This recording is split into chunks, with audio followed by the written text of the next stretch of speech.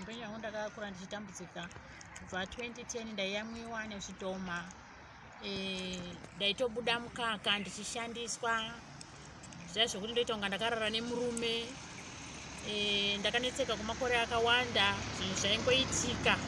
Hama dzangu dzakapera dzanga dzisingachadi nezvangu nekuti ndofunga kuti ndakanga ndavanetsa here, vanga vanetawo nezvangu here, vamwe vakambondibatsira but vamwe vakaziva vasingachadi kundibatsira. Muna ndakazoziva baba magirazi 2021 ndatonzwa pachirongwa kuti vari kubatsira vanhu. Ndobva ndaenda kuredhiyo musi wa9 March. Ndobva ndatorwa nababa magirazi. Baba magirazi ndo vakandibatsira. Iko zvinezvi handisina problem iyoyo, ndakurara zvakanaka. And ndakambe ndine shiri yakanga ichinditevera. Iko zvino handichainzwi shiri yatorwa pahwindo repabedroom pangu. Iko zvinezvi shiri handichainzwi. Iko zvinezvi ndakutorara zvakanaka, handichazarirwi. Ndaizarirwa zvokuti ndakaenda kutofamba ndine kunge ndine asthma, chipanja chiya chinenge chikunge ndine asthma. Ndaitopanja zvidhoma zviri kundidzipa. Ndaidzipwa usiku, ndichitadza kufema usiku. Ndaigara ndine chiwewe ku left side yangu. But pandakazoya kwababa magirazi ndakabetserwa, vandibatsira baba magirazi, ndapora. Iko zvinezvi handina chandichanzwa. Iko zvino ndiri kufara, hapana chandichanzwa. Handichanzwi shiri, handichainzwi.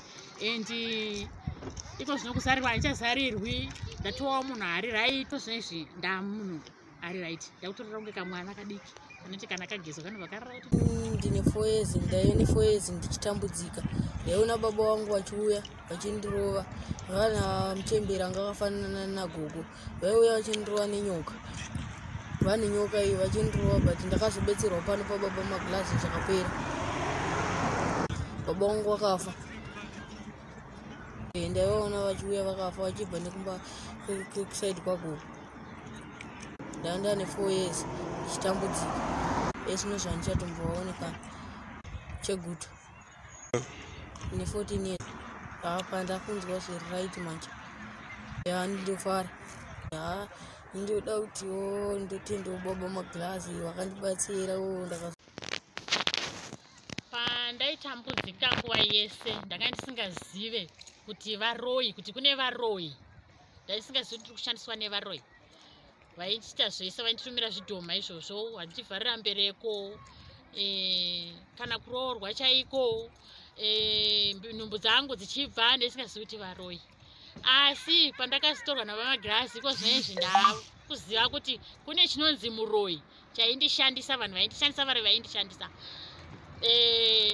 Iko zvino izvi ndokukurudziraiwo vamwe vangu, ndokuudzaiwo ruzhinji rweZimbabwe kuti musanetseka, musanetswa nezvidhoma, musanetswa nevaroyi. Uyai kwababa magirazi, vanozvipedza zvese. Chikara kuvaroyi, havatarisani nemuroyi kairi. Baba magirazi havapesani nemuroyi kaviri. Uyai ruzhinji rweZimbabwe kuna baba magirazi. Nhamba dzavo 0772 143 143. Vabatei, musanetseka ruzhinji rweZimbabwe, musanetswa nevaroyi. Baba magirazi chikara chevaroyi, havawirirane, havapfuudzane ruwiro. Ndinofunga vanhu vari kuona ukuru hwaMwari. Hakusi kugona, hakusi kuziva kwangu.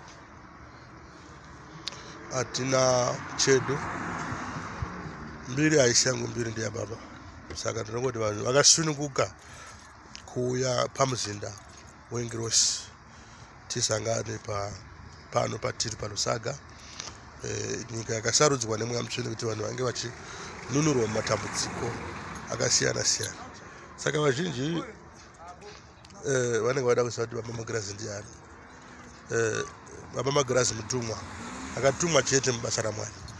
Saka vanhu vanouya tosangana voyambutswa mumatambudziko. Sezvamanga muchingonzwa vanhu vakasununguka tinowanika nezuva rechitatu, chishanu nesvondo. Ndo mazuva atinowanika mumasowe iwawo. Vanhu vachiyambutswa mubasa raMwari. Ndaona vanhu vari kuyambutswa matambudziko akasiyana siyana, hondo dzakasiyana siyana. Vanopenga tirikuona vachipona, vasingatauri tirikuona vachitaura, vasingaone vari kupiwa meso vachiona. hakuna dambudziko riri kunzi iri panapa, asi matambudziko ese sekuru kwamwamtsvene wakati hakuna rinonzi dambudziko kuhombe kana kuti nditi inini ndogona kurapa varwere chete. Simba raMwari arisarudze rinorapa zvirwere zvose nematambudziko ose.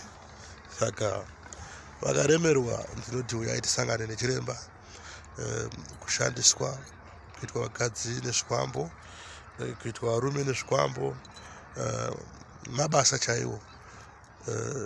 Tinouya tichipiwa zviereso minamato tichifamba tichiendawo tichiwana mabasa, kungave kutenga nekutengesa, kusumudzirwa promotion chaiko, kungave kubata mwana, kungave kuchinja mbereko chaiko. Rima zvarunoita unoona ngunzi ita vana vasikana vega, ugoshaya kana mukomana. Pane pachionekwa kuti kaita mukomana rudzi rwako ruchanetsa ruchatinetsa karika titi aite vana vasikana chete.